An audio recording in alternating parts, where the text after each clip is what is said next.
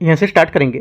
एडुटोरिया का test number यहाँ पर फुल लेंथ टेस्ट यहाँ पर पहला रहेगा, ठीक है। फुल लेंथ टेस्ट यहाँ पर पहला है। ओवरऑल अगर देखेंगे तो यहाँ पर 11वां पेपर है, राइट। तो देखो यहाँ पर एक बात आपको याद रखना है कि जो फुल लेंथ यहाँ पर पेपर पहले भी एक यहाँ पर हो चुका, पहले का मतलब था वहाँ पर एनसीईआरटी का, ठीक है। एनसीईआरटी का पेपर था वो उसका पूरा एनसीईआरटी का जो सिलेबस होता है उसके अकॉर्डिंग वहाँ पर फुल लेंथ पेपर था।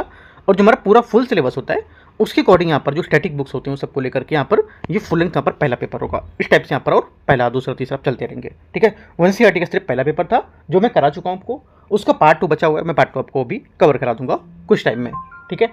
आते स्टार्ट करते हैं क्वेश्चन, देखते हैं यहाँ से पहला क्वेश्चन है। इसमें बोले वामनावतारवाद की चर्चा सबसे पहले किस वैदिक साहित्य में मिलती है? आंसर हो जाएगा ये मिलती है ऋग्वेद, इसका सही आंसर होगा, ठीक है। वामनावतार की चर्चा कब? यहाँ पर जो प्राचीनतम स्रोत ऋग्वेद है। और वामनावतार भगवान वामन ऋषि श्रीहरि से पहले ऐसे अवतार थे जो मानव रूप में प्रकट हुए थे और उनके पिता कश्यप ऋषि एवं माता जो थी ये अदिति थी और वे बौने और ब्राह्मण के रूप में जन्मे थे, ठीक है। भागवत पुराण के अनुसार वामन अवतार का उद्देश्य भगवान विष्णु द्वारा इंद्र को पुनः स्वर्गलोक पर अधिकार दिलाना था, ठीक है। आंसर यहाँ से ए करेक्ट है। क्वेश्चन नंबर 2, सूची को सूची 2 को मैच करना है। दर्शन और इसके प्रवर्तक कौन होंगे? न्याय के कौन है? देखो न्याय के हो जाएंगे आपके गौतम, है ना, एकाचार। आगे योग का हो जाएगा पतंजलि, ठीक है। पूर्व मीमांसा जैमिनी, राइट। और उत्तर मीमांसा बदरायण, इसका ये होगा आंसर। करेक्ट आंसर यहाँ से क्या होगा? दूसरे का सी यहाँ से सही आंसर है। क्वेश्चन नंबर तीसरा निम्नलिखित पर विचार करना है। मौर्य काल में निःशुल्क श्रम एवं बेकार की प्रथा विद्यमान थी, पहली बात। तीसरे का पहला स्टेटमेंट यहाँ से क्या होगा? ये करेक्ट है। सेकेंड बात है मौर्य काल में शादी विवाह उत्सव पर एक विशेष का लिया जाता था, इसे प्रणय कहते थे। सेकेंड बात क्या होगी? सेकेंड बात यहाँ से गलत है।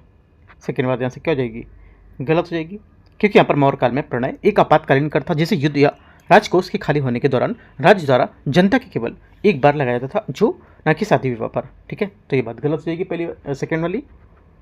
तीसरी बात है मौर्य काल में ब्रह्मदि कर मुक्त दान दिया जाने वाला भूमि कर था। तीसरी बात यहाँ से करेक्ट है। चौथा मौर्य काल में बलि एक प्रकार का भू राजस्व था, चौथी बात भी सही है। 1 3 4 सही है, सी यहाँ से आंसर है। क्वेश्चन नंबर 4 रिक्त स्थान की पूर्ति करना है, देखते हैं इसमें। इसने बोले समुद्रगुप्त को भारत का नेपोलियन कहा था, किसने? करेक्ट आंसर हो जाएगा विंसेंट आर्थर स्मिथ, इसका सही आंसर होगा। विंसेंट आर्थर स्मिथ ने समुद्रगुप्त को भारत का नेपोलियन की यहाँ पर संज्ञा दी थी, ठीक है। समुद्रगुप्त था जो ये 325 से 375 ईस्वी के बीच टाइम पीरियड में इसका गुप्त साम्राज्य का एक प्रसिद्ध शासक था। उसके शासनकाल में गुप्त साम्राज्य का अधिक विस्तार हुआ था और समुद्रगुप्त ने उत्तर भारत के 9 शासकों को तथा दक्षिण भारत के 12 जो शासक थे उसको पराजित किया था। और इन्हीं तथ्यों के आधार पर विंसेंट आर्थर स्मिथ ने उन्हें भारत का नेपोलियन कहा। आंसर क्या होगा? करेक्ट आंसर चौथे का बी करेक्ट है। क्वेश्चन नंबर 5 है ऐसे। संगम काल में खेतों में काम करने वाले मजदूरों को क्या कहा जाता था? करेक्ट आंसर 5 में हो जाएगा कडेसियर कहा जाता था। कडेसियर मतलब डी आंसर स्टेटमेंट इसका सही आंसर होगा, ठीक है। आगे आते क्वेश्चन नंबर 6। निम्नलिखित में कथन एक कारणार है, देखते हैं इसमें। हर्ष के समय कनौज का राजनीतिक शक्ति के केंद्र के रूप में उभरना, ठीक है, उत्तर भारत में सामंत युग के आगमन का सूचक था। छठे का पहला स्टेटमेंट क्या होगा? छठे का पहली बात यहाँ से जो होगी ये करेक्ट है। सेकेंड बात है हर्ष का राज उत्तर भारत में कश्मीर को छोड़कर शेष प्रांतों में था। सेकेंड बात भी करेक्ट है, लेकिन व्याख्या इसकी नहीं कर रहा है, क्योंकि हर्ष के समय कनौज की राजनीतिक शक्ति का केंद्र में उभरना भारत के सामंत युग के आगमन का सूचक था। यहाँ पर ये बात कर रहा था जो इसकी शक्ति थी हर्ष के समय में, है ना, उसकी बात कर रहा था, और यहाँ पर उसके राज की बात करने लगा है। तो बातें तो सही है लेकिन इसकी घुमा दिया बात इसने, है ना, दूसरे टॉपिक पे आके। तो क्या होगा? इसकी व्याख्या नहीं कर रहा है, बी आंसर छठे का करेक्ट आंसर है। क्वेश्चन नंबर 7 आते हैं। 7वां है चंदेल वंश का संस्थापक कौन थे? करेक्ट आंसर 7वें का हो जाएगा यहाँ से, ये थे चंदेल वंश के शासक नन्नुक, है ना। कौन थे? नन्नुक इसके करेक्ट आंसर हो जाएगा ए, यहाँ से सही आंसर है। वर्तमान बुंदेलखंड क्षेत्र में तत्कालीन जेजा को भुक्ति में जो मध्य 9वीं शताब्दी के चंदेल वंश के शासक स्थापित हुए थे और इस वंश का संस्थापक नन्नुक था। उसकी राजधानी खजुराहो थी। इस वंश के अन्य शासक में से यशोवर्मन एवं धंग भी काफ़ी प्रसिद्ध थे। आरंभ में चंदेल प्रतिहारों के सामंत भी थे। 7वें का ए करेक्ट है। क्वेश्चन 8 है, अशोककालीन प्रसिद्ध कलसी अभिलेख किस स्थान से प्राप्त हुआ था? 8वें का करेक्ट आंसर सी देहरादून इसका सही आंसर होगा। ठीक है, मौर्य सम्राट अशोक 269 232 ईस्वी का शासनकाल अभिलेखों की दृष्टि से काफ़ी महत्वपूर्ण था। इसी के अंतर्गत एक प्रसिद्ध कलसी अभिलेख वर्तमान देहरादून से प्राप्त हुआ था, जो प्राकृत भाषा और ब्राह्मी भाषा लिपि जो उसमें लिखित थे। ठीक है, इसकी खोज का श्रेय फॉरेस्ट नामक जो पुराशास्त्री थे उसको दिया गया था। आंसर क्या होगा? 8वें का सी करेक्ट है। क्वेश्चन 9, दिल्ली सल्तनत के संबंध में दस्तार बंदान से क्या तात्पर्य है? दस्तार बंदान से क्या तात्पर्य है? 9वें का आंसर हो जाएगा उलीमा इसका सही आंसर होगा। दिल्ली सल्तनत काल में ऊंची धार्मिक और न्यायिक पद पर बैठे व्यक्ति को सामूहिक रूप से दस्तार बंदान कहा जाता था, क्योंकि वे सिर पर आधिकारिक रूप से पहनी जाने वाली पगड़ी धारण करते थे। 9वें का बी करेक्ट है। क्वेश्चन नंबर 10, क्वेश्चन 10 है, भारत में सबसे प्रसिद्ध सूफी सिलसिला चिश्ती के प्रचारक ख्वाजा मुइनुद्दीन चिश्ती किसकी सेना के साथ भारत आए थे? करेक्ट आंसर 10वें का हो जाएगा मोहम्मद गौरी इसका सही आंसर होगा। ठीक है, 10वें का क्या होगा? सी आंसर इसका करेक्ट आंसर होगा मोहम्मद गौरी। राइट। चिश्ती सूफी मत की स्थापना अफगानिस्तान के चिश्ती नामक स्थान पर अबू इसहाक समी चिश्ती और उसके शिष्य ख्वाजा अबू अहमद अब्दाली ने की थी। ठीक है, किंतु भारत में सर्वप्रथम इसका प्रचार ख्वाजा मुइनुद्दीन चिश्ती ने या उसके द्वारा किया गया था। क्वेश्चन नंबर 11 आते हैं, 11 नंबर। क्वेश्चन नंबर 11, निम्नलिखित पर विचार करना है। मोती मस्जिद आगरा का निर्माण अकबर द्वारा कराया गया था। ठीक है, पहली बात क्या होगी? 11वें का पहला स्टेटमेंट यहाँ से गलत है, क्योंकि मुगल काल के इतिहास में अकबर तथा शाहजहां का जो काल था उसमें स्थापत्य कला की दृष्टि से काफ़ी महत्वपूर्ण था। अकबर ने जहां आगरा के लाल किले का निर्माण कराया था, वहीं शाहजहां ने दिल्ली के लाल किले का, दोनों जगहों को यहाँ पर लाल किले में एक मोती मस्जिद भी निर्मित है, जो स्थापत्य की दृष्टि से काफ़ी महत्वपूर्ण है। मोती मस्जिद आगरा का निर्माण शाहजहां द्वारा कराया गया था। ठीक है, और मोती मस्जिद दिल्ली का निर्माण शाहजहां द्वारा कराया गया। तो गलत है, क्योंकि यहाँ पर ये औरंगजेब द्वारा अपनी दूसरी पत्नी नवाब बाई के लिए करवाया था, ना कि शाहजहां द्वारा। तो ये बात गलत हो जाएगी, दोनों बातें गलत हैं। आंसर क्या होगा? 11वें का 1 2 डी यहाँ से करेक्ट है। कोई गलत नहीं है, मतलब दोनों गलत है यहाँ से। ठीक है, कोई सही नहीं है। क्वेश्चन नंबर 12 है, निम्नलिखित में से कौन से यहाँ पर सही सुमेलित नहीं कर रहा है? शासक और यहाँ पर विदेश यात्री में। यहाँ पर जो सुमेलित नहीं कर रहा है ये अकबर सर टॉमस रो, इसके विदेश यात्री नहीं था, क्योंकि मुगल काल के दौरान अनेकों विदेशी यात्रियों के भारत को भ्रमण किया। ठीक है, इसमें सर टॉमस रो जहांगीर के काल में सन 1615 ईस्वी में भारत आया था और वह लगभग 4 वर्षों तक जहांगीर के दरबार में रहा था। आंसर क्या होगा? 12वें का ए यहाँ से सही आंसर है। क्वेश्चन नंबर 13, सूची को सूची 2 को मैच करते हैं, देखते हैं। इसमें बोला युद्ध और यहाँ पर इसका शासक क्या होगा 13 में। पहली बात, खुसरो का युद्ध, खुसरो का विद्रोह, जहांगीर खुसरो जहांगीर का पुत्र। ठीक है, आगे खानवा का विद्रोह या खानवा का युद्ध जब कथा बाबर राणा सांगा के विरुद्ध। ठीक है, पहला। आगे हल्दी घाटी का युद्ध, हल्दी घाटी का युद्ध अकबर राणा सांगा के विरुद्ध ये, और बिलग्राम का युद्ध हुमायूं। ठीक है, बिलग्राम का युद्ध हुमायूं शेरशाह के विरुद्ध। करेक्ट आंसर क्या होगा? 13 का बी सही है। क्वेश्चन 14 14 नंबर है, भारत में पुर्तगाली शक्ति का वास्तविक संस्थापक किसे माना जाता है? करेक्ट आंसर 14 का क्या होगा? 14 का करेक्ट आंसर हो जाएगा सी अल्बुकर्क इसका सही आंसर होगा। भारत में पुर्तगाली शक्ति का वास्तविक संस्थापक अल्बुकर्क है, उसे माना जाता था। इसी भारत में एक प्रादेशिक शक्ति के रूप में यहाँ पर पुर्तगाली राज्य की स्थापना का श्रेय मानते हैं। फरवरी 1510 ईस्वी में बीजापुर के आदिलशाही सुल्तान से गोवा को जीतना अल्बुकर्क की पहली उपलब्धि थी, और गोवा को जीतना अल्बुकर्क की पहली महत्वपूर्ण उपलब्धि थी, और गोवा की विजय ने दक्षिण पश्चिम समुद्र तट पर पुर्तगाली नौसैनिकों के प्रभुत्व पर मुहर लगा दी थी, और इसके साथ ही भारतीय क्षेत्रीय पुर्तगालियों के राज्य की स्थापना हुई थी। 14 का सी करेक्ट है। क्वेश्चन नंबर 15 नंबर क्वेश्चन है, निम्नलिखित में से किस सिख गुरु द्वारा सिखों को खालसा के रूपांतरण किया गया था? करेक्ट आंसर क्या होगा? 15वें का करेक्ट आंसर गुरु गोविंद सिंह, यहाँ से क्या हो जाएगा?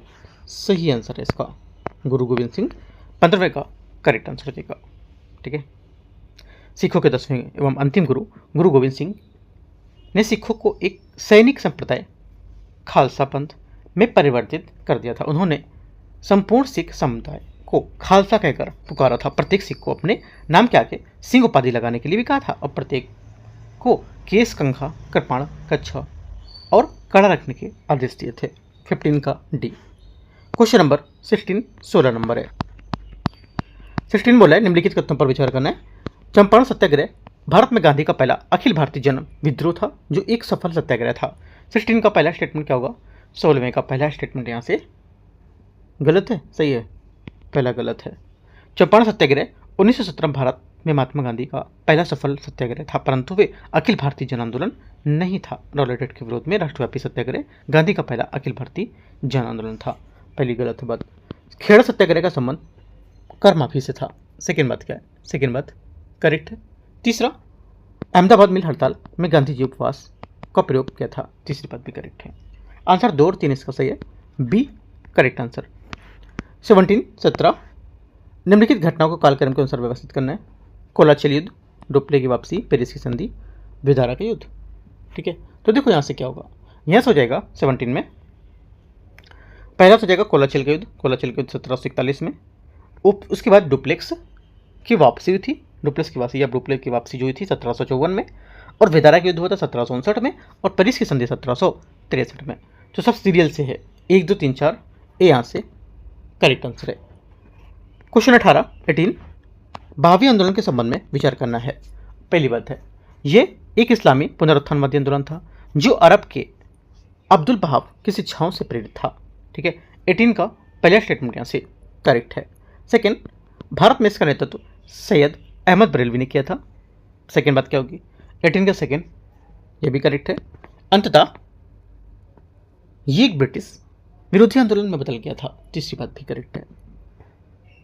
18 का 1 2 और 3 डी यहाँ से करेक्ट आंसर है। क्वेश्चन 19 भारत में दक्षिण भारत में सामाजिक आर्थिक जो सुधार है, सामाजिक धार्मिक सुधार है, उसके आंदोलन के संबंध में विचार करना है। जस्टिस पार्टी मद्रास के ब्राह्मण अभिजात वर्ग से जुड़ी थी। 19 का पहला स्टेटमेंट क्या होगा? पहला स्टेटमेंट यहाँ से करेक्ट है। सेकेंड, वैकोम सत्याग्रह निम्न जातियों को वैकोम महादेव में मंदिर में प्रवेश का अधिकार दिलाने में सफल रहा था। सेकेंड बात क्या होगी? सेकेंड बात यहाँ से भी करेक्ट, क्योंकि उन पर जस्टिस जो पार्टी थी इसकी स्थापना 1916 में टी.एम. नायर, नटेसा मुदलियार और पी.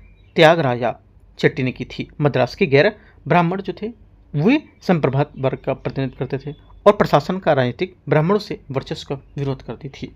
ठीक है, आंसर यहाँ से 19 का सी करेक्ट है। क्वेश्चन नंबर 20 20 नंबर है। लॉर्ड लिटन के कार्यकाल 1876 से 80 के दौरान अपनाई गई फॉरवर्ड पॉलिसी का तात्पर्य क्या था? फॉरवर्ड जो पॉलिसी है इसका तात्पर्य क्या था बताना है आपको। ठीक है, सोचो क्या होगा आंसर इसका। देखो जो स्टेटमेंट दे रखे हैं उसके हिसाब से हम लोग देखते हैं यहाँ पे। क्वेश्चन 20 में देखो जो यहाँ से आंसर हो जाएगा 20 का, ये हो जाएगा रूस के प्रभाव में मुकाबला करने के लिए अफगानिस्तान के प्रति एक आक्रामक नीति के परिणामस्वरूप दूसरा आंग्ल अफगानी युद्ध हुआ था, है ना। आंसर क्या होगा? बी यहाँ से 20 का सही आंसर होगा, क्योंकि फॉरवर्ड पॉलिसी अग्रगामी नीति लॉर्ड लिटन ने 19वीं सदी में मध्य एशिया में रूस के बढ़ते प्रभाव जिसे ग्रेट गेम भी कहा जाता था, इसका मुकाबला करने के लिए अफगानिस्तान के आंतरिक मामलों को सक्रिय हस्तक्षेप नीति अपनाई थी। और इस नीति का मुख्य उद्देश्य भारत की उत्तर पश्चिम सीमाओं को सुरक्षित करना और अफगानिस्तान के रूस खिलाफ बफर राज्य के रूप में इस्तेमाल करना था। क्वेश्चन नंबर 20 बनाते हैं 21 नंबर। निम्नलिखित में से आंग्ल मैसूर युद्ध के यहाँ पर जो बारे में संधि परिणाम को मैच करना है, देखते हैं 21 में। देखो मैच करेंगे तो हो जाएगा प्रथम आंग्ल मैसूर युद्ध, मद्रास की संधि और 1769 हैदर अली ने अंग्रेजों के सामने अपमानजनक शर्तें रखी थी। ठीक है, तो एक का क्या हो जाएगा? एक हो जाएगा 2। अगला द्वितीय आंग्ल मैसूर युद्ध। द्वितीय आंग्ल मैसूर युद्ध मैंगलोर की संधि 1784, ये आखिरी बार था जब किसी भारतीय शासक ने अंग्रेजों के सामने शांति की शर्तें रखी थी। बी का 3। आगे तीसरा आंग्ल मैसूर युद्ध। तीसरा आंग्ल मैसूर युद्ध था श्रीरंगपट्टनम की संधि 1792 और टीपू ने अपने राज्य का आधा हिस्सा अंग्रेजों को सौंप दिया था और हरजाना भी भरा था। तो क्या होगा? ये हो जाएगा आपका सी का 4। ठीक है, आगे जो आएगा आपका चौथा आंग्ल मैसूर युद्ध आपका टीपू सुल्तान की मृत्यु। राइट, आंसर क्या होगा? करेक्ट आंसर यहाँ से A2 B3 C4 D1 correct answer A सही है। आगे आते क्वेश्चन नंबर 21 हो गया। 22 22 नंबर क्वेश्चन आते हैं। क्वेश्चन नंबर 22 है थियोसॉफिकल सोसाइटी की स्थापना यद्यपि पश्चिम में हुई थी, तथापि उसने विरोधाभासी रूप में भारतीय पदार्थवाद में योगदान दिया था। निम्नलिखित में से कौन सा विकल्प इससे विरोधाभास की सर्वोत्तम व्याख्या करता है? 22वें का करेक्ट आंसर क्या होगा? 22वें का सही आंसर हो जाएगा पश्चिमी भौतिकवाद पर पूर्वी धार्मिक परंपराओं की दार्शनिक और आध्यात्मिक श्रेष्ठता को स्थापित करके इसने शिक्षित भारतीयों को अपनी विरासत पर गर्व करने को लेकर के पुनर्जीवित करने का आत्मविश्वास प्रदान किया था। 22 का भी करेक्ट आंसर है। क्वेश्चन नंबर 23, 23 नंबर है, इंडिया हाउस 1905 के बारे में विचार करना कितने पर सही है? लंदन में श्यामजी कृष्ण वर्मा द्वारा स्थापित था। पहली बात क्या होगा? पहली बात यहाँ से करेक्ट है। सेकंड बात है द इंडियन सोशलॉजिस्ट नामक पत्रिका प्रकाशित की थी, ये बात भी करेक्ट हो जाएगा, है ना। और यूरोप में क्रांतिकारी राष्ट्रवाद का केंद्र भी बना था। तीसरी बात है यूरोप में छात्रों के बीच ब्रिटिश विरोधी क्रांतिकारी गतिविधियों का केंद्र मानते थे, ये बात भी करेक्ट है। तीनों बातें सही है। आंसर यहाँ से 1 2 3 23 का सी करेक्ट है। 24 नंबर है, कोमागाटामारू घटना 1914 संबंधित है किससे? ये संबंधित है करेक्ट आंसर 24 का एक जहाज जिसे मुख्य रूप से पंजाबी सिख यात्री सवार थे, इसको कनाडा में प्रवेश वंचित कर दिया गया था और भारत वापस भेज दिया गया था। 24 का बी स्टेटमेंट एकदम करेक्ट होगा, ठीक है। 25 नंबर आता है क्वेश्चन 25,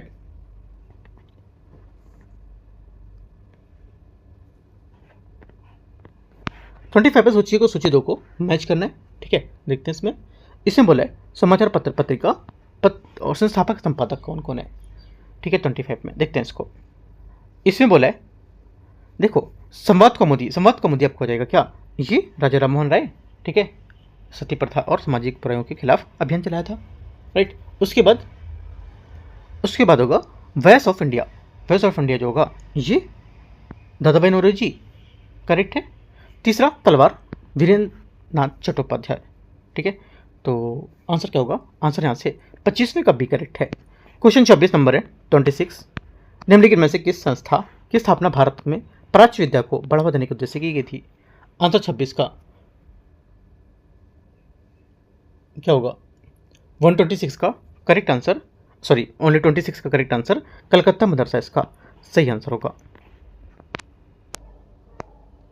26 में कलकत्ता मदरसा इसका आंसर होगा, ठीक है। फोर्ट विलियम कॉलेज 1800 ईस्वी में रिचर्ड वेलेस्ली द्वारा कलकत्ता में स्थापित, जिसका उद्देश्य था कि यहाँ पर ईस्ट इंडिया कंपनी के सिविल सेवकों के भारतीय भाषाओं में प्रशासन और संस्कृति में प्रशिक्षित करना था, ठीक है। हिंदू कॉलेज के कलकत्ता 1817 में स्थापित, ये भारत में पश्चिमी शिक्षा और अंग्रेजी सीखने को लेकर एक प्रमुख केंद्र बना था। 26वें का सी आंसर होगा। क्वेश्चन 27 से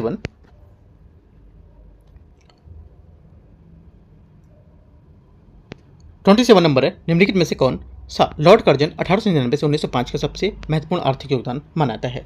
27 का आंसर क्या होगा? देखो आंसर जो हो जाएगा 27 का यहाँ से ये हो जाएगा करेक्ट, 27 का बी यहाँ से करेक्ट होगा। उन्होंने वाणिज्य और उद्योग विभाग की स्थापना की और पूसा में एक कृषि अनुसंधान संस्थान स्थापित किया था। बी क्या होगा? 27 का सही आंसर होगा, ठीक है। क्वेश्चन नंबर 28 है 28, निम्नलिखित अभिकथन और कारण पर विचार करना है। देखते हैं अभिकथन है कारणार। जनवरी 1915 में भारत लौटने के तुरंत बाद गांधी जी ने कोई भी बड़ा राजनीतिक कदम उठाने से इनकार कर दिया था। 28वें का पहला स्टेटमेंट क्या होगा? 28 का पहला स्टेटमेंट यहाँ से करेक्ट है। सेकेंड बात है गांधी जी ने के राजनीतिक यहाँ पर गुरु गोपाल कृष्ण गोखले ने उन्हें सलाह दी थी कि कोई भी राजनीतिक कदम उठाने से पहले वे पूरे भारत में भ्रमण करने और देश को समझें। सेकेंड बात यहाँ से क्या होगी? ये भी करेक्ट है। दोनों बातें सही हैं। 28 का आंसर एक करेक्ट है। 29 नंबर है, सैंडलर आयोग मुख्य रूप से किन सुधारों से संबंधित था? करेक्ट आंसर क्या होगा? 29 का सही आंसर यहाँ से जो हो जाएगा ये करेक्ट हो जाएगा विश्वविद्यालय शिक्षा, करेक्ट आंसर होगा। सैंडलर आयोग 1917 से 19 में कलकत्ता विश्वविद्यालय और विश्वविद्यालय शिक्षा की समस्याओं की यहाँ पर जांच करने के लिए नियुक्त किया गया था। क्वेश्चन 30 है 30 नंबर, निम्नलिखित में से कौन सा कथन सही ढंग से यहाँ पर स्पष्ट करता है कि विदेशों में चल रही क्रांतिकारी गतिविधियां अंततः भारत में एक सशस्त्र विद्रोह भड़काने में असफल क्यों रही थी? 30 का आंसर क्या होगा? 30वें का आंसर हो जाएगा यहाँ से एक तो ब्रिटिश खुफिया एजेंसी ने विदेशों में मौजूद अधिकांश क्रांतिकारी गुटों में सफलतापूर्वक सेंध लगा दी थी, ठीक है। और सेकेंड बात, क्रांतिकारी जो गुट थे आपस में क्या क्या तालमेल का अभाव था और भारत में उनकी कोई जनाधार नहीं था। दोनों बातें यहाँ से इसके सही है। 30 का आंसर 1 और 2 correct answer C. 31 number 31 number question, 2 kilogram द्रव्यमान वाली एक पिस्तौल, 20 ग्राम द्रव्यमान वाली एक गोली 150 मीटर वेग से क्षैतिज रूप से ढका जाता है। पिस्तौल का प्रक्षेपण वेग कितना होगा? ठीक है, देखो जो पिस्तौल का प्रक्षेपण जो वेग हो जाएगा कितना हो जाएगा? 1.5 मीटर पर सेकेंड। कैसे? क्योंकि प्रारंभ में जो यहाँ पर गोली है पिस्तौल से दोनों विराम अवस्था में होती है, तो इसका संवेग कितना हो जाएगा? टोटल 0 हो जाएगा। फायरिंग के बाद कितना हो जाएगा? mv है ना, mv प्लस mv इक्वल 0। तो mv कितना था? 20 मतलब 0.2 kg, और दूसरा वाला mv कितना था? mv कितना था? इतना। और vb कितना था? vb दे रखा है आपका 150 मीटर पर सेकेंड। तो फॉर्मूला से निकाल लेंगे, आंसर क्या होगा? आंसर हो जाएगा आपका 3 + 2 5 और यहाँ पर vp इक्वल हो जाएगा आपका 1.5। ठीक है, तो वही 3 + 2 5 और इक्वल 0, 3 + 2 vp इक्वल 0 है ना। vp इक्वल कितना हो जाएगा? 3/2 1.5 मीटर पर सेकेंड। ठीक है, तो आंसर क्या होगा? बी आंसर इसका सही आंसर होगा 31वें का। क्वेश्चन नंबर 32 नंबर है 32।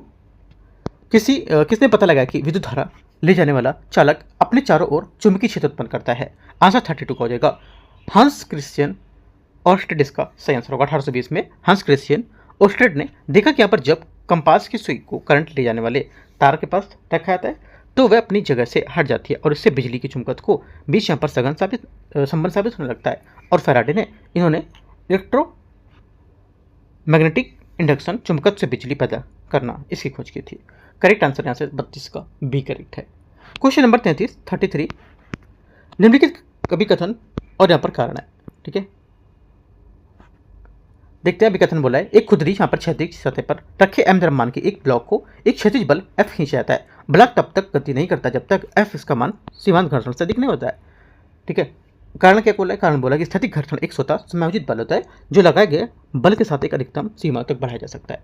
देखो, जो पहली बात है स्टेटमेंट यहाँ से 33 का, ये क्या होगा? ये करेक्ट है, और सेकेंड बात भी यहाँ से इसकी करेक्ट होगी। आर दोनों बातें यहाँ से करेक्ट हैं। आंसर क्या होगा? 33 का ए स्टेटमेंट सही है।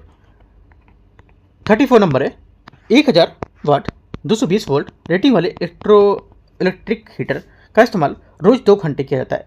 5 यूनिट प्रति या 5 यूनिट की दर से 30 दिनों में खर्च हुई ऊर्जा की लागत कितनी होगी? 34 का करेक्ट आंसर क्या होगा? ये हो जाएगी 300 रुपये, इसका सही आंसर है। ठीक है, बी। क्वेश्चन नंबर 35 ऊष्मागतिकी के दूसरे नियम क्लॉसियस के कथन के अनुसार ऊष्मा अपने आप में इसमें किसमें प्रभावित नहीं हो सकती है? 35 का पहला स्टेटमेंट क्या होगा? यहाँ से बोला अधिक गर्म वस्तु से कम गर्म से गर्म वस्तु की ओर, गलत है।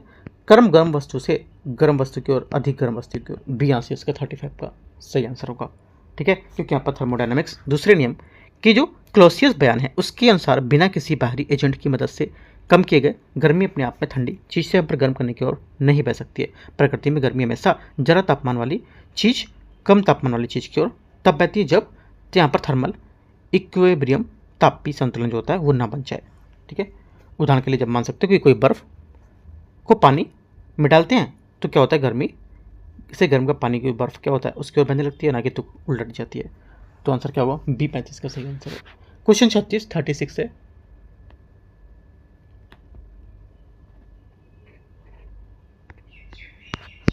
36 नंबर है, एक सरल पेंडुलम दोलन को स्थापित किया जाता है। फिर जो सरल पेंडुलम दोलन उसको स्थापित किया था कैसे? देखो, एक तो पहली बात बोल रहे हैं ऐसे कि ये जब बॉब मध्य स्थिति से गुजरता है और स्पर्श त्वरण शून्य हो जाता है, पहला करेक्ट है। सेकेंड, प्रत्येक चक्र में बॉब एक बार एक निश्चित वेग परिमाणक से प्राप्त करेगा, सेकेंड बात भी करेक्ट होगी। तीसरी बात, दौरान जब बॉब अपनी चरम स्थिति पहुंचता है तो उसका त्वरण वेग दोनों शून्य हो जाते हैं, ये बात गलत है। ठीक है, ये बात गलत है क्योंकि यहाँ पर चरण स्थिति पर विस्थापन अपने अधिकतम मान पर होता है और त्वरण विस्थापन सीधे समानुपाती हो जाता है। ठीक है, तो चौथी बात है, सरल लोलक का द्रव्यमान आयाम के समय साथ साथ घटता है, ये बात करेक्ट है। चौथा 1, 2 और 4 इसका सही है, सी स्टेटमेंट सही होगा आंसर। क्वेश्चन नंबर 37 यदि तापमान 9 डिग्री सेंटीग्रेड घटाकर 3 डिग्री सेंटीग्रेड कर दिया तो पानी के आयतन का क्या परिवर्तन आएगा? 37 का सही आंसर क्या होगा?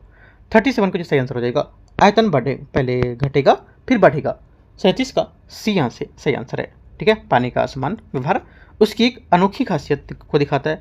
जब इसे 4 डिग्री सेंटीग्रेड से 0 डिग्री सेंटीग्रेड के बीच ठंडा किया जाता है तो ये सिकुड़ने के बजाय फैलता है और पानी के इस असमान व्यवहार की वजह से हाइड्रोजन बॉन्डिंग और पानी के अणुओं को ठंडा करने से एक खास तरीके का व्यवस्थित करेगा। जैसे जैसे पानी 9 डिग्री सेंटीग्रेड तक होता है, ये तापमान आधार पर दो अलग अलग संरचना बदलावों से गुजरता है। आंसर 37 का सी करेक्ट है। 38 नंबर, नील बोहर के परमाणु मॉडल के उदाहरण के संबंध में विचार करना कितना सही होगा, देखते हैं इसको। पहली बात है, इलेक्ट्रॉन नाभिकों के चारों ओर अनियमित कक्षाओं में घूमते हैं और लगातार अपनी ऊर्जा खोते रहते हैं। पहला 38 का पहला स्टेटमेंट यहाँ से क्या होगा, ये 38 का जो पहला स्टेटमेंट है यहाँ से जो हो जाएगा ये आपका, देखो परमाणु का जो यहाँ पर बोहर मॉडल इसकी उदाहरण, इसमें परमाणु में इलेक्ट्रॉन जिन पर ऋणात्मक आवेश होता है और धनात्मक आवेश वाले नाभिक के चारों ओर एक निश्चित गोलाकार रास्ते में घूमते हैं, जिन्हें कक्षा या कोष सेल कहा जाता है। प्रत्येक कक्षा कोष की ऊर्जा निश्चित होती है और इन गोलाकार कक्षाओं में ऑर्बिटल कोष के नाम से जानते हैं।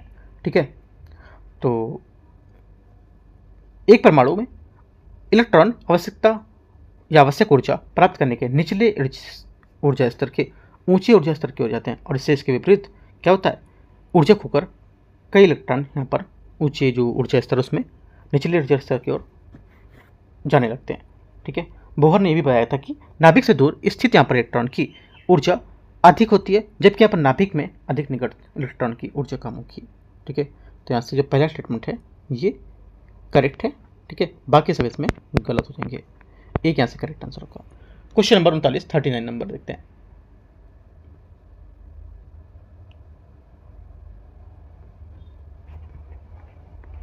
उनतालीस नंबर है, एक आवेशित कण एक समान चुंबकीय क्षेत्र में इस प्रकार प्रवेश करता है कि उसका वेग क्षेत्र की दिशा के लंबवत होता है। निम्नलिखित पर विचार करना है। कण की चाल स्थिर रहती है ना। 39वें का पहला स्टेटमेंट क्या होगा, ये करेक्ट है। सेकंड, कण की गतिज ऊर्जा भी स्थिर रहेगी। तीसरी बात यहाँ से कण का चुंबकीय बल द्वारा किया गया कार्य शून्य होगा, राइट। और चौथी बात है कण एक समानुवर्ती गति करेगा। चौथी बात भी करेक्ट, सभी करेक्ट है। आंसर 39 का 1, 2, 3 और 4 डी यहाँ से करेक्ट आंसर है। क्वेश्चन नंबर 40, पॉलीमर, और यहाँ पर इसका उपयोग क्या क्या हम लोग इसमें पॉलीमर किस किस चीज़ के उपयोग में कर सकते हैं। जैसे कि पहला बोला है यहाँ पर मेलामाइन। मेलामाइन क्या होगा, देखो 40 का जो जाएगा स्टेटमेंट यहाँ से पहला मेलामाइन आपको हो जाएगा फॉर्मेल्डिहाइड, न टूटने वाले बर्तन, पेंट बाइंडिंग, न टूटने वाले बर्तन सिर्फ। ठीक है, ये न्यूप्रीन क्या होता है, न्यूप्रीन आपको हो जाएगा ये होता है आपका कन्वेयर बेल्ट और गैस्केट, है ना। ऑरलॉन जो आपका जाएगा तीसरे का ये ऊन का विकल्प, और चौथा ग्लिप्स्टल, ये क्या होगा, ये आपका हो जाएगा पेंटो बाइंडिंग, पॉलीप्रोपिन आपका हो जाएगा चिकित्सा प्रयोगशाला। ठीक है, करेक्ट आंसर यहाँ से 40 का ए करेक्ट है। ठीक है, 40 नंबर का ए करेक्ट है। 40 बनाते हैं। आधुनिक आवर्त सारणी के बारे में विचार करना है। पहली बात है, एक ही समूह के तत्वों में वैलेंस इलेक्ट्रॉनों की संख्या समान होती है। पहली बात स्टेटमेंट यहाँ से इसका क्या होगा, 41 का ये करेक्ट है। पहली बात यहाँ से स्टेटमेंट जो रहेगी ये करेक्ट नहीं होगी, है ना, गलत है। सेकंड, एक आवर्त में परमाणु त्रिज्या बाएं से दाएं जाने पर क्या होता है, बढ़ती है। ठीक है, एकदम करेक्ट है, घटेगी नहीं, याद रखना है। एक आवर्त सारणी में दाएं से बाएं जाने पर इलेक्ट्रॉनों की बंधुता आमतौर पर ऋणात्मक हो जाती है, ये बात गलत है, धनात्मक होती है। एक आवर्त में विद्युत ऋणात्मकता बाएं से दाएं जाने पर घटेगी, ये बात करेक्ट है। तो 2 और 4 इसका स्टेटमेंट से होगा। करेक्ट आंसर यहाँ से सी नंबर। 42 नंबर 42, धातुओं के निष्कर्षण के बारे में विचार करना है। हीमेटाइट से लोहा निकालने की प्रक्रिया में सिलिका को कैल्शियम सिलिकेट के रूप में हटाने के लिए चूना पत्थर मिलाया जाता है। 42 का पहला स्टेटमेंट यहाँ से क्या होगा, करेक्ट है। सेकंड बात है, सेकंड बोला एल्युमिनियम निकालने की प्रक्रिया में एल्यूमिना का गलनांक कम करने के लिए उसकी चालकता बढ़ाने के लिए क्लोराइड मिलाया जाता है। सेकंड बात भी सही है। तीसरा, तांबा उसके सल्फाइड अयस्क में ऑटो रिडक्शन स्व अपचयन विधि द्वारा निकाला जाता है। तीसरी बात भी करेक्ट है। तीनों बातें यहाँ से सही है। आंसर क्या होगा, 1, 2, 3 सभी सही, लेकिन गलत पूछा तो कोई नहीं गलत है। क्वेश्चन 43 है। 43 बोला CH2 एक अणु में सिग्मा और पाई बंध की संख्या क्रमशः कितनी है। करेक्ट आंसर हो जाएगा 43 में ये है यहाँ पर 9 सिग्मा, ठीक है, और 2 पाई, इसका आंसर होगा ए नंबर। ठीक है, क्वेश्चन नंबर 44 है। 44 नंबर है, निम्नलिखित में से कितने तत्व प्रतिचुंबकी नहीं है। कितने तत्व प्रतिचुंबकी नहीं है, करेक्ट आंसर 44 को हो जाएगा यहाँ से ए। यहाँ से केवल एक तत्व यहाँ पर क्या है? प्रतिचुंबकी। प्रतिचुंबकी तत्व का एक कमजोर रूप होता है जिसमें कोई पदार्थ चुंबक द्वारा प्रतिकर्षित होता है और ये पदार्थ किसी बाहरी चुंबकीय क्षेत्र के विपरीत दिशा में एक काफी कमजोर चुंबकीय क्षेत्र उत्पन्न करता है और हल्के प्रतिकर्षण को दिखाता है। उदाहरण के लिए तांबा, सोना और पानी, है ना। तांबा, सोना और पानी इसका आंसर होगा, ठीक है। लेकिन यहाँ पर सोना है तो केवल एक यहाँ से इसका आंसर होगा। 45 नंबर आते हैं 45 नंबर क्वेश्चन। इसमें बोले वनस्पति तेलों के हाइड्रोजनीकरण द्वारा वनस्पति घी बनाने में प्रयुक्त उत्प्रेरक कौन कौन से होंगे? करेक्ट आंसर 45 को हो जाएगा निकल, इसका सही आंसर होगा। बी नंबर 45 का सही आंसर है। वनस्पति तरल वनस्पति तेलों में ठोस अर्धठोस वनस्पति घी में परिवर्तित करने की क्रिया उत्प्रेरक हाइड्रोजनीकरण नामक रासायनिक प्रक्रिया कहते हैं इसे, ठीक है।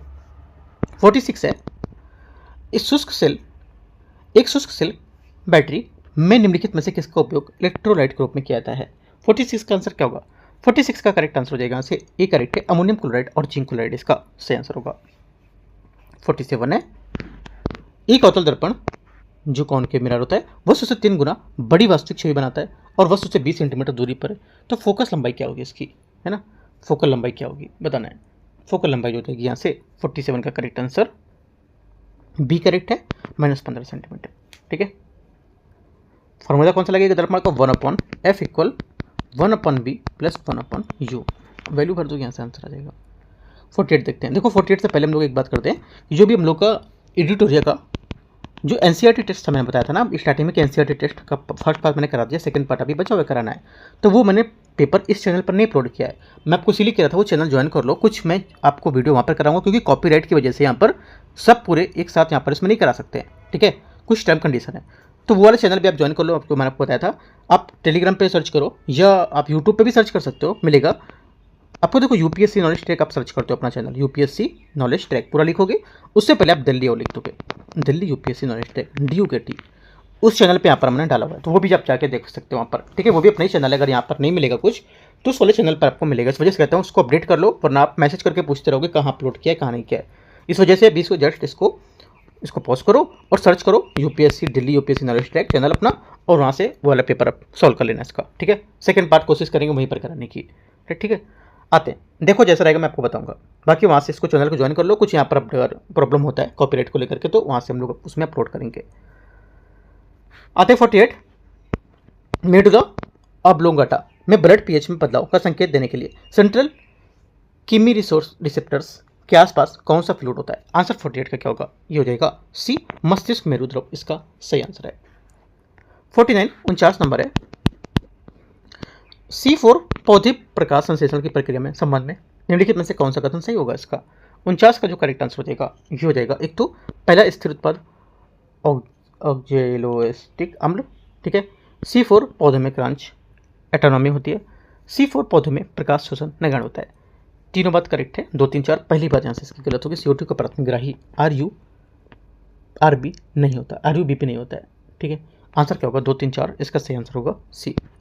क्वेश्चन 50 इनमें से किसे मनुष्यों के प्राकृतिक पेसमेकर के रूप में जाना जाता है? आंसर 50 का क्या होगा? 50 का करेक्ट आंसर यहाँ से हो जाएगा ये बी करेक्ट है, ऐसे नोड इसका सही आंसर होगा, ठीक है।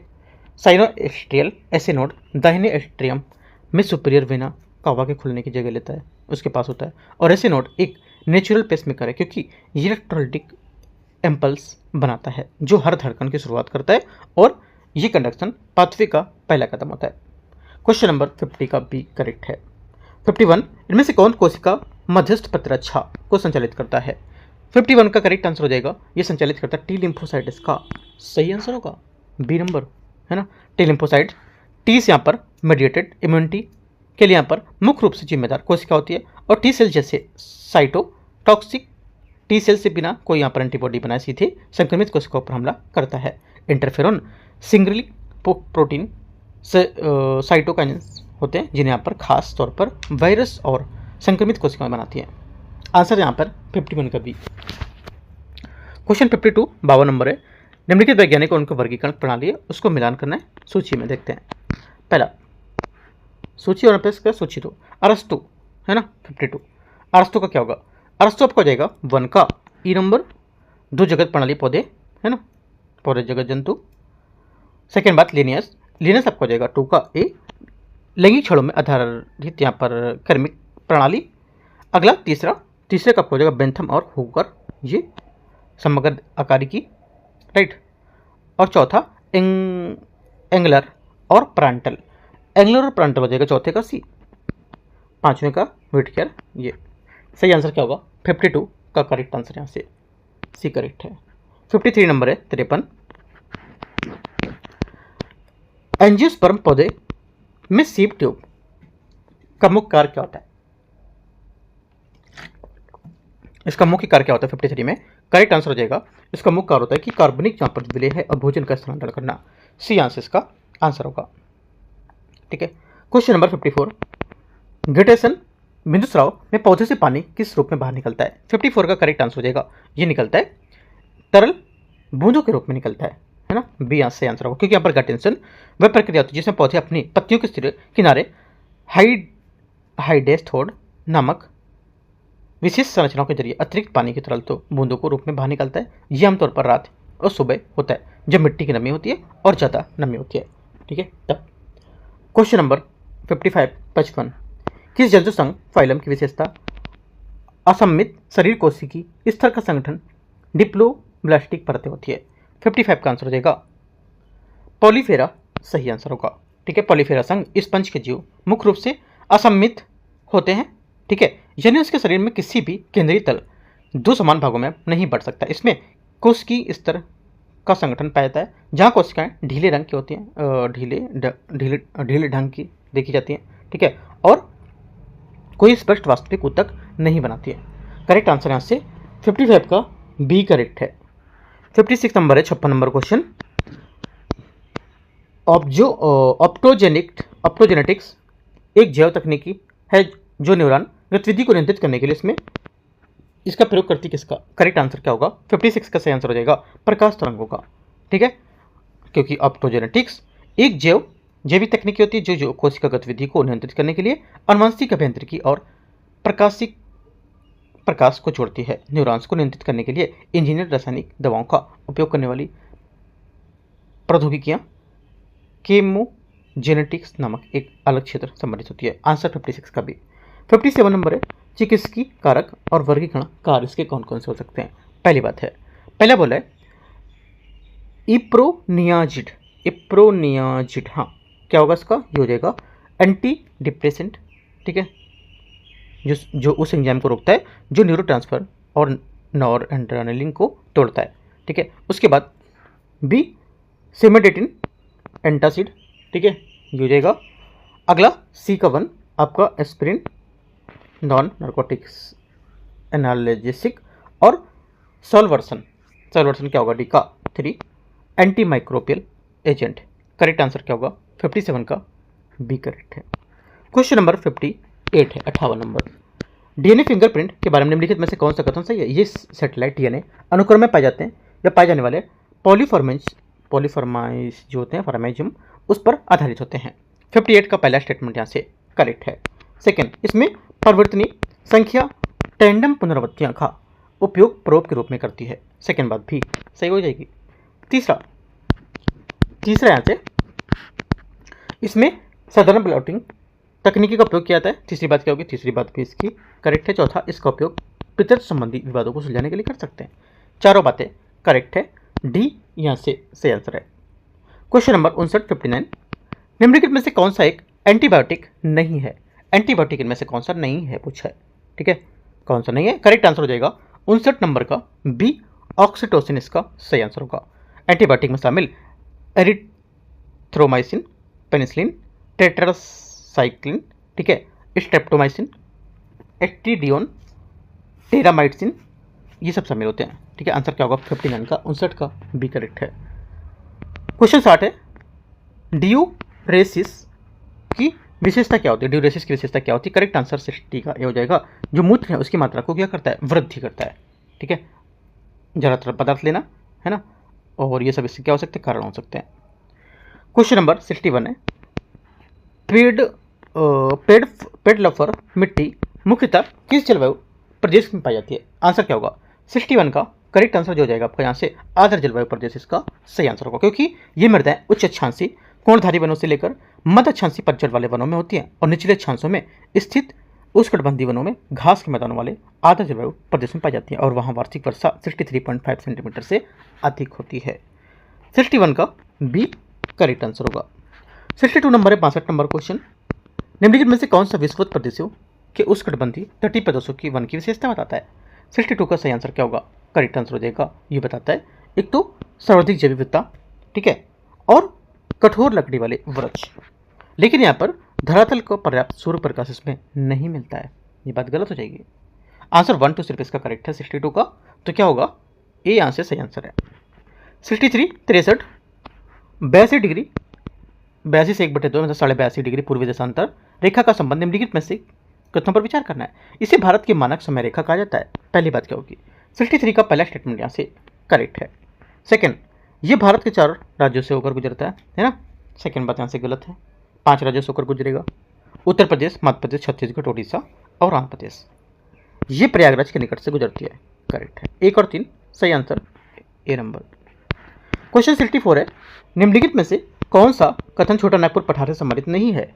छोटा नागपुर पठार से संबंधित नहीं है, आंसर हो जाएगा 64 का सी, पाठ भूमि और सादी मैदान इसका सही आंसर होगा। इसका विस्तार मुख्यतः झारखंड में और इसके अलावा दक्षिणी बिहार, उत्तरी छत्तीसगढ़, पश्चिम बंगाल और पुरुलिया जिला और ओडिशा उत्तरी क्षेत्र भी छोटा नागपुर पठारी क्षेत्र में आता है। इस पठार का उत्तर पूर्व में राजमहल पहाड़ी और उत्तर में हजारीबाग का पठार और दक्षिण में रांची का पठार शामिल है, ठीक है। 65 नंबर है, 2011 की जनगणना के अनुसार अनुसूचित जनजातियों का लिंग अनुपात कितना है, बताना है। कितना है, करेक्ट आंसर 65 को हो जाएगा, ये है 990, है ना, ये है। और 2027 की जनगणना भी स्टार्ट हो चुकी है।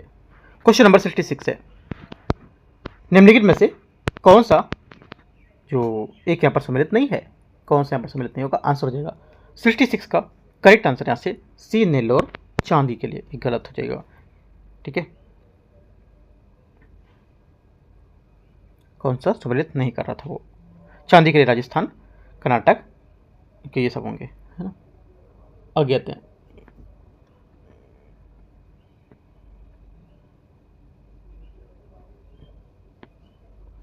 क्वेश्चन 67 नंबर है, भारतीय वन प्रबंधन संस्थान किस शहर में स्थित है। 67 का करेक्ट आंसर हो जाएगा भोपाल, सी यहाँ से सही आंसर होगा, ठीक है, भोपाल इसका करेक्ट आंसर है। 68 नंबर है, सुलावेसी द्वीप किस देश में स्थित है। करेक्ट आंसर 68 का हो जाएगा क्या, 68 का इंडोनेशिया, सी यहाँ से सही आंसर होगा। इस टाइप का क्वेश्चन यूपीएससी में पूछा था, ऐसा कोई क्वेश्चन था, ऐसा पूछा था इससे रिलेटेड, शायद यही था या फिर कुछ और था। आगे आते क्वेश्चन 69, हॉर्न ऑफ अफ्रीका में मुख्य रूप से कौन सा देश शामिल है। करेक्ट आंसर 69 का हो जाएगा, ये शामिल है इथियोपिया, सोमालिया, जिबूती, इरिट्रिया। 69 का बी करेक्ट आंसर है। 70 नंबर क्वेश्चन है 70, इसे बोला सोचिए को सोचिए दो को मैच करना है।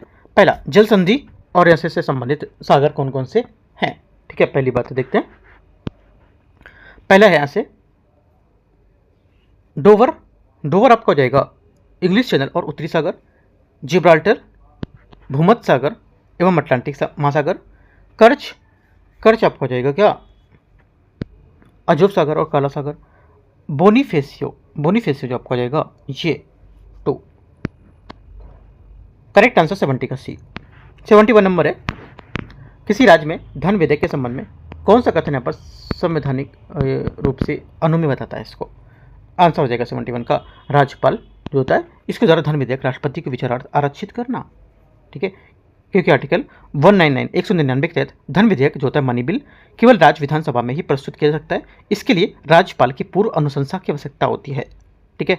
ये प्रक्रिया विधान परिषद की भूमिका केवल 14 दिनों की विधेयक को विलंबित मतलब लेट करना कि यहाँ पर गैर बाध्यकारी सिफारिशों तक सीमित होती है। आंसर क्या होगा, 71 का करेक्ट है।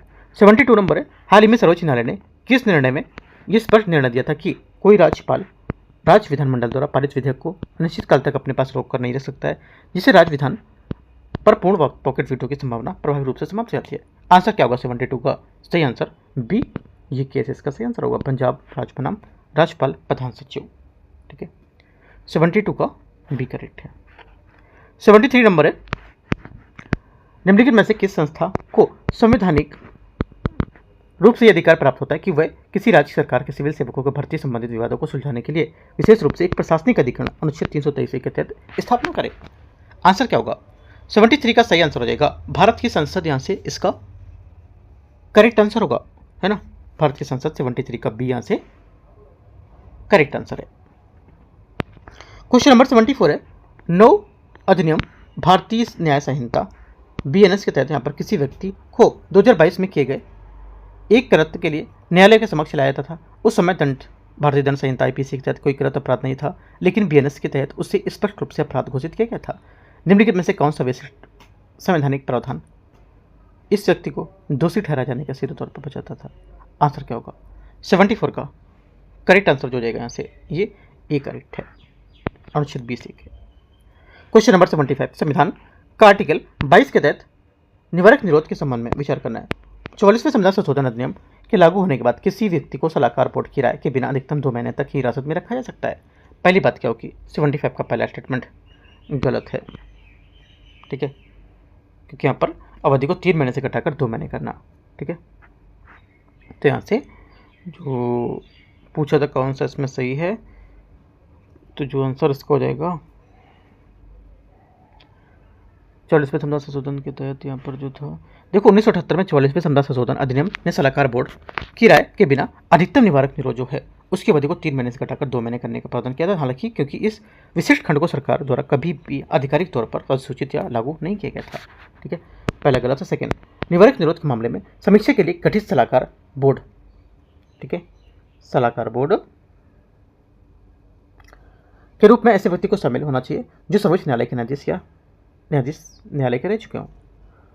तो सेकेंड बात क्या होगी? सेकेंड बात भी गलत है, क्योंकि हाई कोर्ट के, जो उच्च न्यायालय के, ना कि सर्वोच्च न्यायालय के, दोनों बातें गलत हैं। 75 का डी करेक्ट है। 76 नंबर है, राज्यसभा एक मनोनीत सदस्य किसी पंजीकृत राजनीतिक दल में शामिल होने का निर्णय लेता है, ठीक है।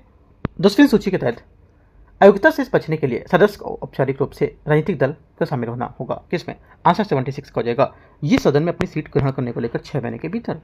बी क्या होगा? 76 का सही आंसर होगा, ठीक है। और 10वीं सूची 52वें संविधान संशोधन अधिनियम द्वारा पेश किया गया था और दल बदल विरोधी कानून के तहत किसी सदन के मनोनीत सदस्य को सदन में अपना स्थान ग्रहण करने की तारीख से किसी राजनीतिक दल में शामिल होने के लिए 6 महीने का विशेष समय दिया जाता था। देखो यहाँ से 76 का बी करेक्ट होगा। हम लोग यहाँ पर क्या करेंगे? 76 ही क्वेश्चन यहाँ से क्या करेंगे? कवर करेंगे, ठीक है। 76 के बाद हम लोग यहाँ पर जो करेंगे 77 नंबर क्वेश्चन से वो पार्ट 2 में कवर करेंगे, ठीक है। ध्यान रखना है, पार्ट 2 में कवर करेंगे वो लोग वाले क्वेश्चन। और एक बात मैंने बताया आपको, NCERT का जो यहाँ पर टेस्ट है पहला फुल लेंथ पेपर था, वो मैंने आपको दूसरे चैनल पर अपलोड किया था, वहाँ पर आपको देखना है दिल्ली UPSC नॉलेज टैग, उसको सब्सक्राइब भी करना है क्योंकि यहाँ पर अपना ही चैनल है। अगर यहाँ पे कॉपीराइट की वजह से मैं उसमें ही अपलोड कर रहा था, ठीक है, तो वहाँ पे जाके आप उसको देख सकते हो। उसका पार्ट 2 भी मैं अपलोड करूँगा, ठीक है। तो चैनल पे जाके जरूर देखना है और उसको सब्सक्राइब भी करना है, कुछ वीडियो आपको वहाँ पर मिलेंगी देखने को, राइट। एंड करते हैं, all the best, thank you.